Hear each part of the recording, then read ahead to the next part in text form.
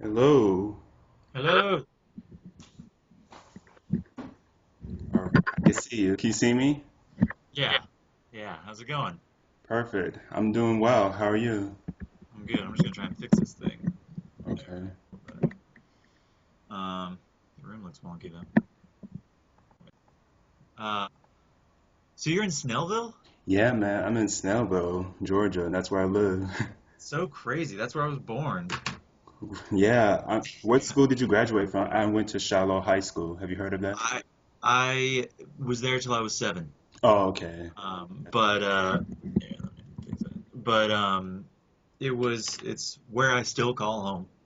You know, it was good. I used to always go. I just remember I used to go to like Stone Mountain and watch the laser light shows, and like obviously there's like a bunch of stuff. But I was a kid, so I'm back a few times.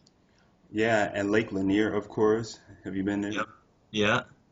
And we used to have a place on Lake Oconee, which is not too far from there.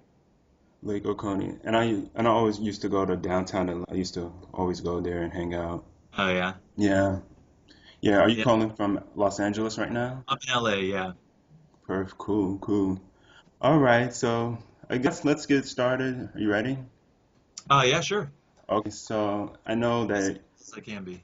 all right, so I know that you're an actor, singer, but I wanted to know which one did you start out professionally first? Uh, I definitely acting. I don't know if I knew that either was a profession that I could actually take as, or something I could take as a profession. But um, yeah, when I was younger, I something happened where I was literally in a Baskin Robbins and there was this cover kid contest, and my sister was like, I was doing theater at that time, Mm. so it was kind of singing and acting. And she entered me in this thing, and I ended up getting an agent, and I started acting like right away. So I was probably like 11 when I really started acting on like for commercials and TV stuff like that. Mm. And I looked at your bio where you say you were from Snellville, but you moved to LA at a young age, so that where you started out? Or Yeah, I moved from Snellville, Georgia to the Bay Area. Actually, when I was about 8, I moved to the Bay Area. Mm. And then I got my agent in San Francisco, and she actually sent me to LA. She was like, "No, you need to." After I was there for a few years, I did a handful of commercials and things that were up there. She was like, "You need to go down to LA for pilot season, and you need to check out LA." So I did. She set me up with an agent down here in LA, and so I was probably not even a couple of years. I was probably like 12 or 13. I was in like 7th grade when I came down to LA. And do you remember your first acting job? First, well, I mean, I did theater for a while, so those were probably my first real, legitimate acting jobs. I played Oliver in Oliver Twist at like the local college, but it was really good theater up there in the Bay Area. But then it was audition with my agent. She called me in to sign me, Mm. and she said we're actually having auditions here today in the building in the building that her offices were in. She's like, I can get you in if you want to go.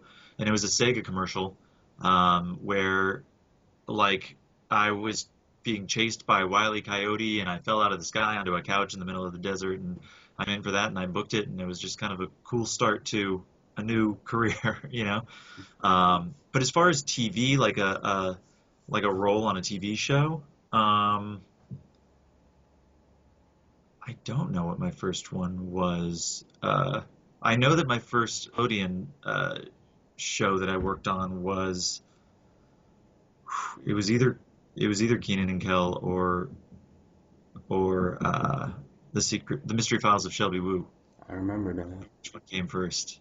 One of those two. Yeah, I tried to find your episodes online, but I couldn't find them though. I wasn't able to.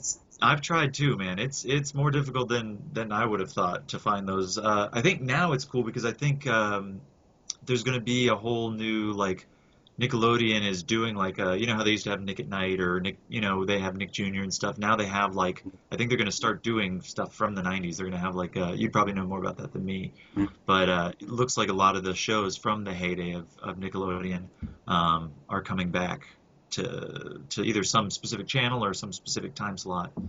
Yeah. So maybe it'll pop up, I don't know. It's called The 90s Are All That on TNIck. Is that what you're That's what it was. Yeah. Yeah. And there's a website called Nick Reboot online. It's like a 24-hour streaming of every 90s Nick show. It's really an awesome site if you haven't heard Is, of it. Yeah. Oh yeah, I'll definitely check that out. I think on DVD. I think my parents found whatever episodes of whatever shows. So they're in Florida somewhere. I have DVD copies, or definitely VHS copies, but DVD copies of most of those shows that I would have been. Oh, that was awesome. You should upload them sometime. Yeah, yeah. I think the only reason I didn't is I don't know what the like legal issues would be with like uploading somebody else's content. But yeah, it's funny. It was a long time ago. It was a different time. Yes, very different time. And speaking of Florida, you moved there at a young age too, because Yeah, I moved from basically my family was based in the Bay Area, but my mom came with me to LA to help support my acting, and so I was out there for a couple years, and then my dad basically his job took him to Florida, and so we moved. Well, it took him to anywhere in the East Coast, and they are awesome. And so they said, where do you want to move? They asked me and my sister, we can go anywhere as long as obviously we want to be with you guys. It can be anywhere on the East Coast. Where do you want to move? And I was like, Florida, New York didn't sound exciting to me at 12. I was like, that sounds like a huge city. And, I don't know. I was like, but I know Orlando has a lot of, acting and stuff going on there with Disney and Nickelodeon and, and just even lots of commercial work with SeaWorld and all the other parks and things. Um, I think Orlando would be the place to go. And so that was sort of it. They said Orlando it is, and went and found a house. We moved in 2 weeks, like it was a very quick process. So yeah, I was 14 when I got to LA, or sorry, to Orlando, and basically just kind of hit the ground running. it's a good thing that you said that because at the time there was a lot of TV production going on in Orlando and Florida specifically. It was seen as a Hollywood East Coast type of thing. Yeah, Yeah, and so you booked Keenan and Kel. The name of your episode, it was called The Crush. I know that. yeah, yeah. Yeah, and who did you play? Refresh my memory. I played, I don't know, it was like Brad Wonderstone or Wonderhosen. I don't know. Like I was basically the white kid in the classroom that was like the straight-laced, like, Mm, but I think it's supposed to be done this way, kind of like I would say like all this stuff, and they'd look at me like this guy again. So I was like the fucking white kid, that was just in no way cool or funny. mhm. Um, and so yeah, it was one episode of that, I got to be honest with you, they are still to date the funniest people I've ever worked with. I watched the show. I watched all the Nickelodeon shows, but I will say that the Keenan and Kel was one of the ones that I like didn't watch maybe as much because the humor was so sort of over the top, and I was like, okay, this is really funny, but it's like laugh track funny. When I got on set, man, it was like I had to really focus to be professional because they had me laughing, and everybody, all the other actors, the audience, they just had everybody laughing the whole time. And it is no mystery to me why like Keenan is like on SNL right now. It's just I think both of them deserve to be doing huge things because they're really the funniest people I've ever met. Wow, that is awesome. Yeah, and Yeah. we saw it on through TV, of course. I mean, the comedy that they both played out. And when you first came to the Nick Studios, was it like an audition that they had there, auditioning process? Yeah, yeah, of course. Um, with I mean, generally the audition process for anything, for any show, any project, your agent or your manager will like call you. Now they email and call. Back then, I don't even think there was email that I used anyway. So they would just call you and say, okay, we have an audition for you. This time, this place. Go. We'll fax you the sides, or we'll mail you the sides, or whatever email you the sides. And so I got the sides, and which are basically like a scene or two scenes or five scenes, however many scenes they want you to go through and learn. And then I went for Nickelodeon. It was always at Nick Studios, so we would always drive down to which wasn't that far from where I lived in Florida because it takes a minute. It's just a spread out. Orlando's pretty spread out, but it would take about 45 minutes to get to. And so you drive onto the lot, you give them like your mom's ID, as a kid, she gives her ID and they let you on the lot and you one of the like bungalows or one of the studios or one of the sound stages, whatever they have where they're auditioning from. Usually there would be like a bungalow though, like a casting bungalow, and you go in, you do your thing, you read the scenes with them, they'll work with you, and then you either hear back or you don't. So with this one, I went onto the lot. I auditioned for the casting director. It was, the casting director, producer, whoever all would want to be there, an exec from Nickelodeon probably, and and then they say, yeah, this kid, let's use Those in him. on the spot. Sometimes it is, not always. Back then, I feel like as a kid, that happened more often than not. Especially with like Nick Studios, because even though there was a lot of talent in Orlando, and even talent from LA flying to Orlando to like live and be on these shows and everything like that. I feel like the casting directors there knew exactly who they were working with, and you've been in, you've seen them. So sometimes, yeah, sometimes they will literally they'll either say like right then and there, definitely like we have a callback, we need you there tomorrow, or can you stay for 2 more hours? We're doing callbacks after this or whatever. But on occasion they'd be like, all right, don't say anything when you leave here. You got the part, you know. So. Yeah, it's funny because there's really a difference in acting talent with LA and Orlando, but from your own experience, what can you recall is so different about the two separate cities? LA's been doing this for a long Hmm. time. So although I love LA, I mean I really do. Like I love it here. I consider it home. I miss Florida because my family's there. Um, I feel like LA's been doing this so long that there's a little bit less magic in the system, in the like as far as casting directors looking for like the right one. I feel like everybody out here has discovered some huge name, like and so even though they all take their jobs very seriously and they're all very good at what they do. Obviously, they're here and they're doing very well in one of the toughest cities to do what they're doing. I think in Orlando there was this extra element of like support. Like when you were in the room, every casting director, like across the board, would be like really there with you. Now, maybe it was also because I was a kid at that point, and maybe directors kind of extra nurture kids. But I do remember that. I remember I always felt like they were like on my side, really rooting for me, and I guess I don't know if that was with everybody, but I have to assume it was with everybody. So that's one thing, and also it was kind of a little bit magical to always go on to like the set. I mean that's out here in LA quite a bit too, but like as a kid there really were only a few options for you to it was like Nickelodeon, Disney, those were the places you wanted to be.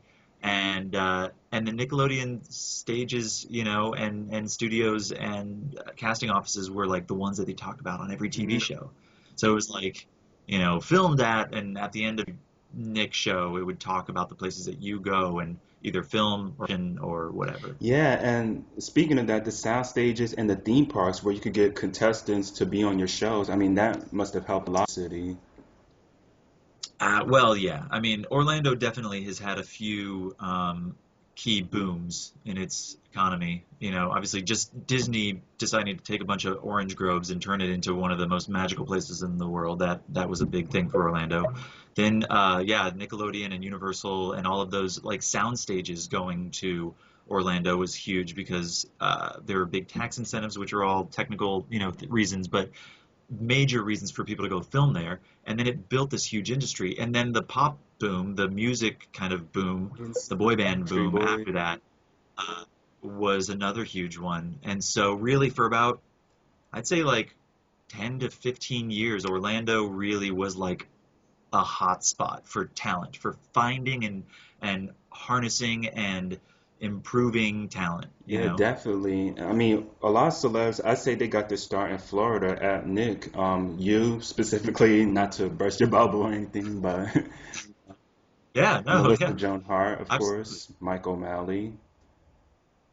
Yeah, I mean, I have a friend. I mean, whether it was, I don't know everybody's actual resume, but I have lots of friends that now are doing very, very, very well, and they're from Orlando, and definitely got their start in Orlando. And like I said, I'm not sure if it was through Nickelodeon or if it was through sorry, I'm getting emails coming through. I don't know if it was through Nickelodeon or what the situation was that really launched it, but they definitely got their start in that Orlando circuit, and then they went on to do TV series and major films and things like that. So it's definitely a launching pad for a lot of Hmm. talent.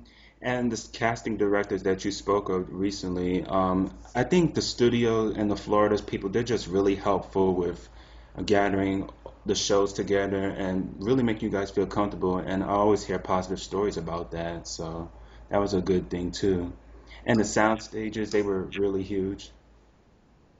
Huge. I mean, now granted, sound stages typically are pretty large, but the nice thing about the ones in Florida is they were all new. You know, it was a decision to build those sound stages. It was, uh, I mean, not that it wasn't here. Some of the sound stages out here, you know, were built in the 20s, 1920s. Some of them were built in the, you know, 40s, well, the 30s really. And then there have been several built since then, obviously, but like the 80s, there was another little boom of studios and things like that. But in Florida, it was really like we have our one chance to get this right. Let's make these things right. And so they did. They were huge sound stages with at the time the most modern kind of equipment and just really really well done. Hmm. Yeah, and when you first arrived Yeah. to Nick Studios, I mean, what was the first thing that you did? Were you just amazed by everything around you? Yeah, well, one thing that was cool about Nick Studios was that they tried to make it what it was on, even though you were going into a lot, walking in the Florida sun to like you know, some trailer or into some sound studio or whatever it was. They really tried to like all of the outside walls of things, not all, but in all the places that like I would generally go would be painted with like, you know, gack or would be some new cartoon that Nickelodeon was doing. It was really, especially again as a kid, it was one of where you look and you're like, wow, that's where they do this and that's where they do that. So they were really good because it was attached to a theme park too. So it was like they not only wanted the people working there to have this like camaraderie of look, we're making really amazing things, but they wanted the people going to the parks surrounding, you know, to see, wow, those are our studios. That's where they film that stuff, and that's amazing as well. You know, so it was sort of almost like going to part of the Mhm. theme park in a way to go to work. You know, and a lot of times you would film on the lot, you know, at the park or at whatever around there too. Yeah, So it was definitely right. magical. And I always think of it as a playful atmosphere. That's what I always think of it. Yeah, I mean, definitely. It was, especially once you're on set, it was very much a playful atmosphere, you know. Um, the everything from the direct, they really they were always great. All the people I worked with anyway, you know. Um, Again, it was just this sort of I think if you were a a rude actor or somebody that didn't get the you know wasn't really out for the best of the cast, you know, whether it be the kids or just in general, I don't think you'd work many times. So I think that the people that they really worked with a lot were people that yeah, they kept it really fun. They kept it they cared. They wanted to be there. It wasn't just like a job. Everybody really loved what they were creating. Theme park was a huge part, and I have to ask, did you have a favorite ride at Universal Studios? A favorite ride? I'm sure I did because I love theme parks and I love like roller coasters more than anything in the world, but it's been a while. Do you remember the names of them? I probably could Okay, tell you if sure. you. King Kong, Jaws, Back to the Future, that was there at the time. There was Beetlejuice Graveyard, that's still there. E.T. Adventure. I remember King Kong and I Hmm. remember Jaws. Uh, I think I remember Jaws specifically, and I liked it, but it was like more of like Yeah, the that boat was ride, what it right? was. Yeah, which was really cool. And I remember actually going as a little kid to you know when I was like 5 or something. I remember seeing that and being like traumatized, like shark, huge shark. No, I liked whatever the roller coasters were. They had a couple roller coasters that I remember being really awesome.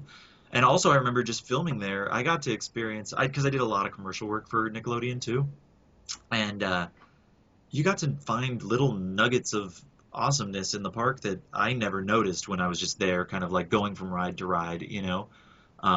There are all these really amazing, whatever they would be, places to do shows, restaurants even that like I wouldn't have typically gone to, but we'd film at, and it was just like really awesome stuff. They really they made sure every sort of corner of the park was again really unique Oh and yeah, the fun. roller coasters. They were the Hulk. That's what I think that's what you're talking about.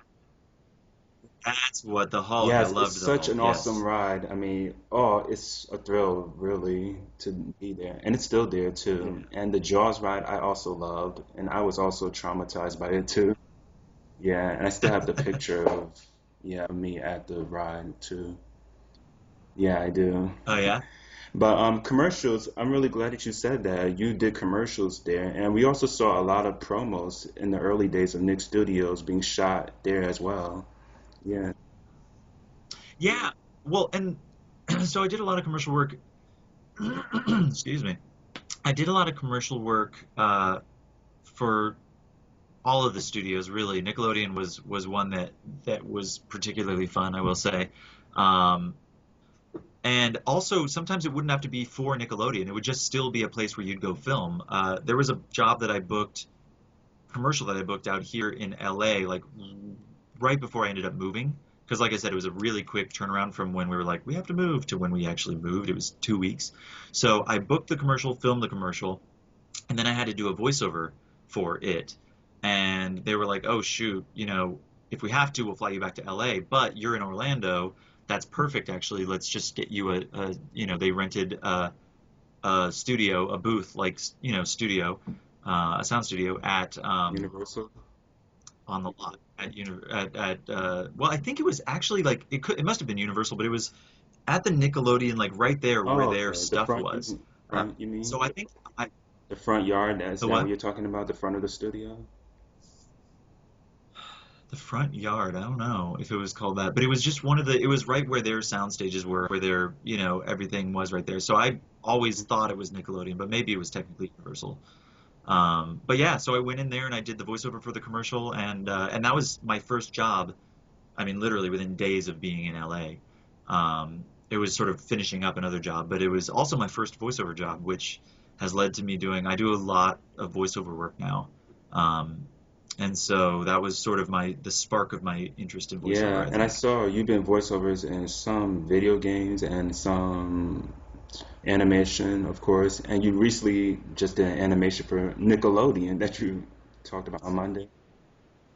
Yeah, yeah, I've done a handful of a handful of things for Nickelodeon. One of the things I'm not able to talk about yet, but I've done quite a bit of like commercial work for Nickelodeon, like promoing like SpongeBob coming up on whatever, like that kind of stuff. And I've done a lot of character things talking about promos for Nickelodeon and things like that. So I actually work with them quite a bit doing like, maybe some of the voice, this is something coming up next, or you'll see Hmm. something next week or whatever.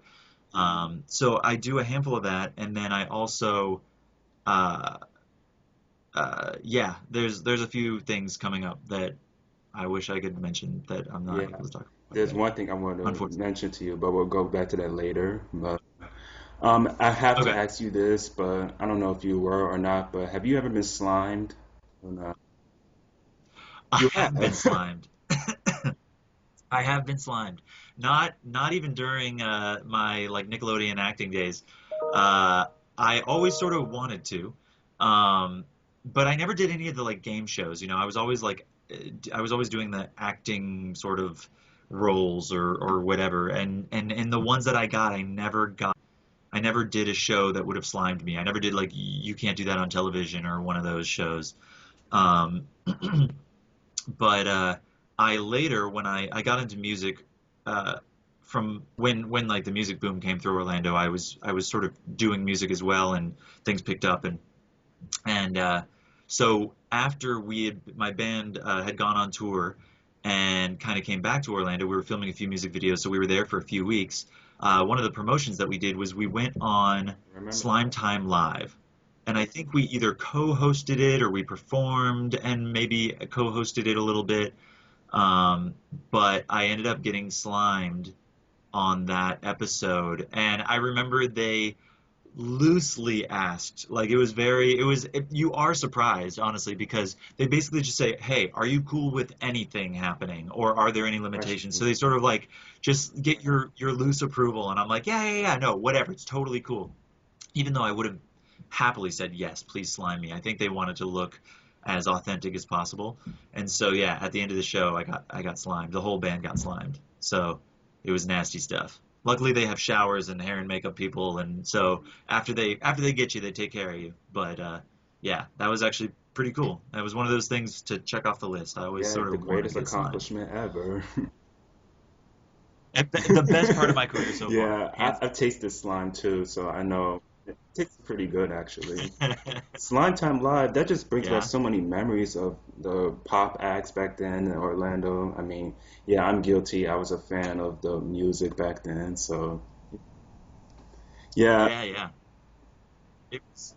It was a Mhm. very specific time, but it was a really amazing time. Like I said, it was there was a lot of the music industry, sort of the music industry at its best in a way, and maybe at its worst in other ways. But um, yeah, there were people actively looking for talent again in Florida, but now in the music industry. And so the labels were flying there, the labels were opening there, the labels were, just looking for talent because, everything from Limp Bizkit to obviously NSYNC, Backstreet Boys, Britney Spears. I mean, even Christina Aguilera, who wasn't from there, had to go there to get like discovered, and just LFO. Like the list really Name kind of more. goes. Matchbox 20. It was just all these bands were coming from Orlando, and so yeah, it was a really amazing time, honestly. And I don't think I would have gotten into the music industry if it hadn't been for the fact that it was. I don't know how to say this. It, my band became a big fish in a little pond, sort of, and that little pond just had a lot of people looking at it. And so yeah, we got signed really quickly. I was 16, and we got signed and started touring pretty quickly Oh, it thereafter. brings Yeah. back so many memories for me. I know. But another show that you acted on for Nick was The Mystery Files of Shelby Woo.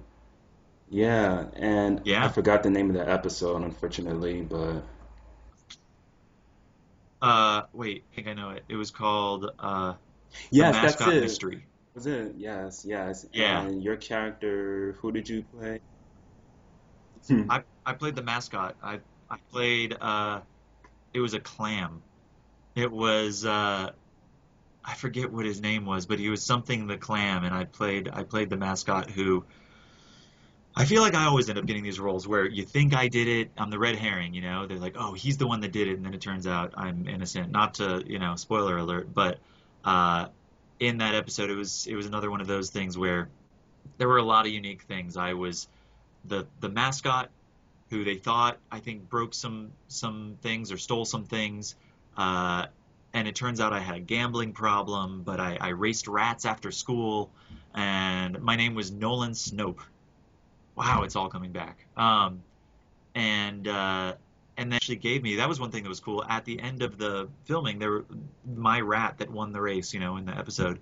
They let me have. They were like, if you want it, you can have it. And so I took it home, and he was a pet of mine for a long time, and I named him Nolan. So that's how I remembered, I guess, my name on the show. And Shelby Woo, that was a high budget show, I mean, at the time. Yeah. Oh yeah, yeah, yeah. We filmed on location for that. We didn't film a lot at the studios. I feel like we filmed for probably 8 days that episode, and yeah, it was. They're very very good about hours with kids because they don't want to like. A, it's expensive, I'm sure, if you go over, and B, it's just you're working with kids. You want to be respectful. So Nickelodeon was always Well, very respectful of the rules. And also, you have to do, depending on your age, 4 hours of homeschooling. So they have teachers there for you, and they really make sure, you know, that those aren't cheated. Like they really make sure you get those hours. Um, and yeah, with the Mystery Files of Shelby Woo, we filmed on a lot of different locations. There were, schools and baseball fields and golf courses, and we every day was sort of a different location that we'd have to go set up at and film at. And um, and then I think the last day maybe, or the last 2 days, we went onto the lot and we filmed at the studios because that's where like her home is, and that's where a couple key elements are at Yeah, the the soundstage inside there. stuff, basically. Yeah, I'm so glad Exactly. that you Yeah. said that because I was about to ask about the locations that you shot. I know that you guys filmed all around the Orlando area, Sanford, Claremont, Winter Park. And did you know all these people? Did they recognize you like friends and stuff when you?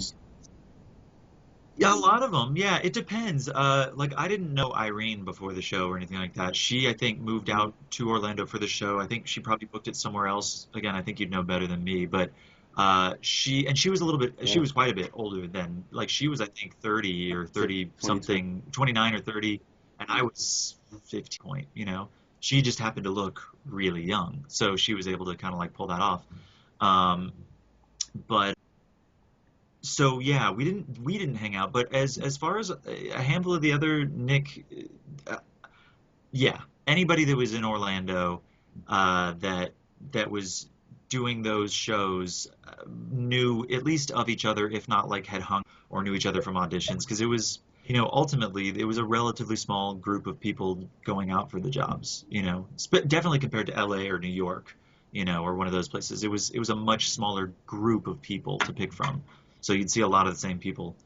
Drew Seeley, who we were friends in Orlando, he's done a lot of I know Disney stuff now out here in LA, and he did like um, a lot of like High School Musical things, and he was on the tour for High School Musical, and he's done Cinderella, a Cinderella story, and he's done a bunch of Disney and Nickelodeon things I know in the past. I mean, we used to, in fact, we almost were in the same band together. I sort of started my band. I invited him, and he was like, "Oh, I just started a band. I wanted to invite you." So it's that, and just lots of people. I don't want to name drop, but there's a lot of people that came from Circle that we get to cheat because we knew people when we moved to LA, because a lot of us sort of moved here Yeah, from I talked to Orlando. Irene and she said that and days they weren't filming, they would go on locations and film around the area and stuff. And she's a lovely girl. She's not in Yeah, the business anymore, but she's a lovely yeah. girl. And now I want to talk about the stuff that you're up to now. Let me. I'm just looking at my. I hadn't really looked at my thing. Let me give a little bit more light in here. Quick. Maybe that'll help. Is That's that any better, or crazy. is Is it my light crazy area now? background good? No, you look fine. You look great. I just realized it looked like dark, like a dungeon. This is my like office studio at the house, so I have the booth over there, and I usually, yeah. Now, about a few months ago, you told me about the rise of Bitcoin. Can you talk about that? Oh yeah, yeah, definitely. There's in fact, hey, Awesome. the rise and rise Yeah, of I seen the Bitcoin. poster.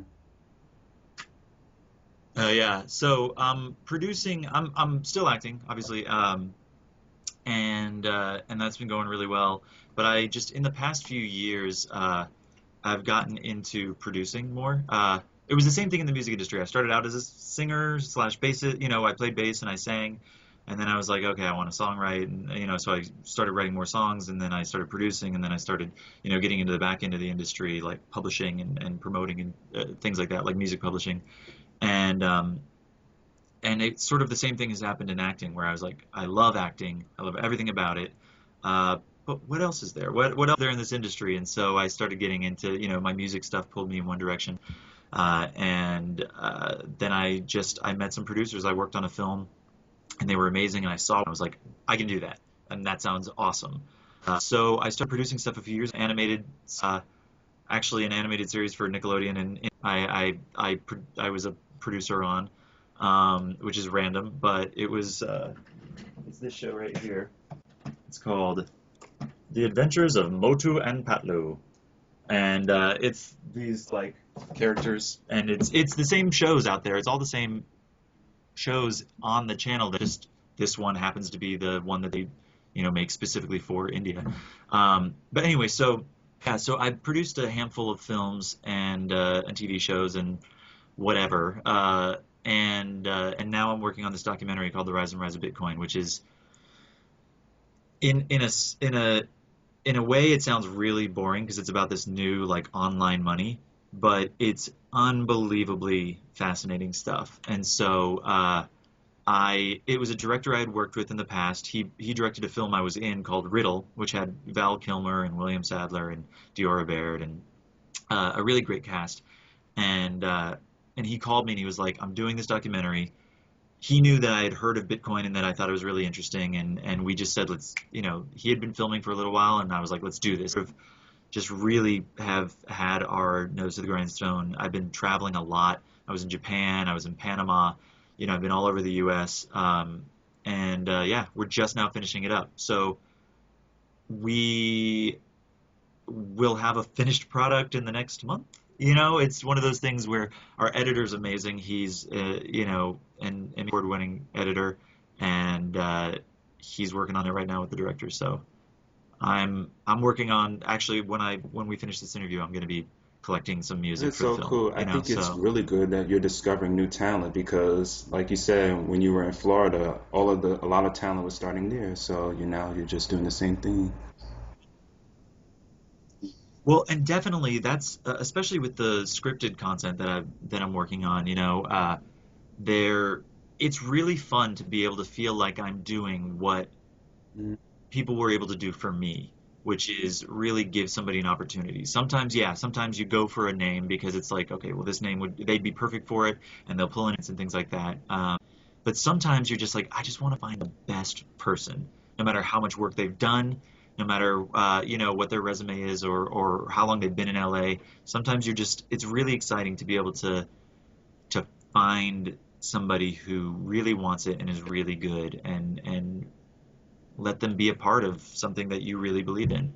Uh, Not let them be a part of it. Obviously, like you're honored to have them as a part of it, but it is a really cool process. I feel like in a way, as a producer, mm. it's my job to give people work, you know. And I've met a lot of talented people in my career, both in the music industry and obviously the film and TV industry, and I like being able to do that. So it's Yeah, I it's pretty must cool. say it's really awesome hearing your story about that, and I would definitely be on the lookout for that. You said? Well, I don't think it'll be out next month, but we'll be done next month. It'll probably be like, at Okay, least will I get a January free before it's sample out. though? Hey, I'll definitely. I'll send you Awesome, a final awesome. All screener. right, just a couple more questions and we'll be done, if you don't mind. Okay, now, Oh, what do definitely. you think made Nick Studios so great and special, in your opinion, Nickelodeon? The studios Hmm. themselves are just the way they did things. Um, I think one of the things that Nick Studios did, maybe better than anybody else, was really build a hype around Exactly. Nick Studios. You know, all of the shows, I mean, definitely all the live shows, um, all the game shows, all the, quiz shows, all of the everything that was that kind of an element would always say, and I think even a lot of the other shows, the scripted shows, would say at the end of it, it would be like filmed on Exactly. location in Universal Studios Orlando, Florida. It was always, always, and it was just like, as a kid, especially when I didn't live there, I lived in California. I was like, how awesome would it be? Would like give away trips. They'd be like, you Exactly. and your friends can win an all expense paid trip to Universal Studios Orlando, Florida, the home of Nickelodeon Studios. Hmm. And so you're just like, as a kid, that is the most amazing. We could fly to Orlando. Like it just seems like a dream come true. And they made it feel like that. And so I think that's one of the coolest things that they were able to do, which was make it seem Hmm. untouchably cool, you know, and like the gag and kids and like going to schools and like, and they did these, I forget what they were, but they would like raid your school and you like, slime your teachers and things like that. It was really, they thought outside the box and just made it fun. And even though they were running a massive business, they were doing it in a way that made kids just want to watch. Yeah, You couldn't I get enough of mean, the it. promos, Um, they built all the hype, like you said. I mean, I went there back in 1994, and it was the best mem ever. for me, and seeing up close and personal what you guys do in the filmmaking process, and it was free. I mean, yeah, it was just being around a centered kid, and that's the point, whole point of it, basically. Yeah, yeah. It was very much, and honestly, I don't know how much they actually just in the like the main offices, but I do know that they really asked kids too. They like to know um, what was Mhm. working and what wasn't from a kid's perspective. So I thought that was really, really smart on their part as well. They didn't just go, "Oh, we think kids will like, dirt. Let's make a show about dirt." You know, they really like tested stuff with kids. Yeah, they And listened to I the think that kids. made a big That's what made it difference. work, basically. And do you think it should come back? Would you like to see it reopened? The Yeah. studios, like specifically the Orlando studios, Yeah. I would love to see that happen. And honestly, I think it would be a way for kids, probably tougher, for kids to break into the scene uh, a little bit now than it might have been then. One reason being because it's like if you want to do a Nickelodeon or Disney show like back when I was doing it, you kind of had to be in Orlando. There are Mhm. studios out here, and they did film here quite a bit, just not as Yeah. much as now, obviously. Um, and so it was nice where I feel like Orlando was the place. If you were a kid, like a kid actor, you Mhm. wanted to go to Orlando to be a kid actor. So I actually think there's a big benefit to that, other than just like being in LA or New York or one of the places where it's just inundated tons of actors of all ranges and all sizes and whatever. Because I think the focus both on like classes, acting classes and everything from headshots and the focus is so much wider here that it's tougher to really hone in exactly what's best for one genre. And I think that's one thing that was great about having the studios open in Florida is it really focused in. It allowed even Nickelodeon and other studios to focus in on the kids specifically, the talent and the show. I think a little bit more at least than when you're on a soundstage with a ton of Yeah, other and that's type of exactly why I shows, created this project, just for people, just to see how great this place was, and for inspiration where you can go and not be in LA or New York, but be in Orlando specifically, and just have that little home away from home, basically. And yeah, it'd be great for acting talent and music talent. I mean, lots of stuff was coming from there. It makes no sense why it's not there anymore, I think. Yeah, and Mhm. honestly, if you're going to be moving to a city to pursue acting, if you're that dedicated as a child, basically, or teenager, uh, and your parents are cool with that and are supportive with that, why not move to Orlando? Honestly, like, what better place? Like, if you're going to be moving one way or another, why not move to Orlando where you have all those theme parks and you have, just work focused on you instead of having to move to, and it's so much cheaper to live there. It really like I think it gives an added incentive for kids to go work there. And no matter what, like a lot of times, and I don't know if any like people outside the industry really know this, but a lot of times kids will, because they're in school and their parents are terrified of just like, I don't want to necessarily just create a child actor. Hopefully they really love it. They're really passionate about it now, but they may not be later. So they'll move to LA for pilot season, which is basically, roughly January through May. It's usually 3 months within those time span. It's probably the end of January to the beginning of May. And so if you're going to do that, Yeah. might as well treat it like a vacation at the same time. You can move to Orlando, you can be there for pilot season, you can see if you book any stuff. If you don't, it's like the coolest vacation you could take with your parent or parents ever, you know. So I think it's good for a lot of reasons. I really do. I think it would be amazing if it came back, if the studios really kind of like Yeah. happened again. Um, I think the only thing that really needs to happen is there used to be really great tax Sure. incentives, and again, this is the boring stuff, but as a Right. producer, I know that's a major reason to move somewhere. And so I think Focus. Orlando should really, really reconsider doing those tax incentives because it brought Yeah. a lot of work to Florida, you know, Mhm. so or to Central Florida specifically.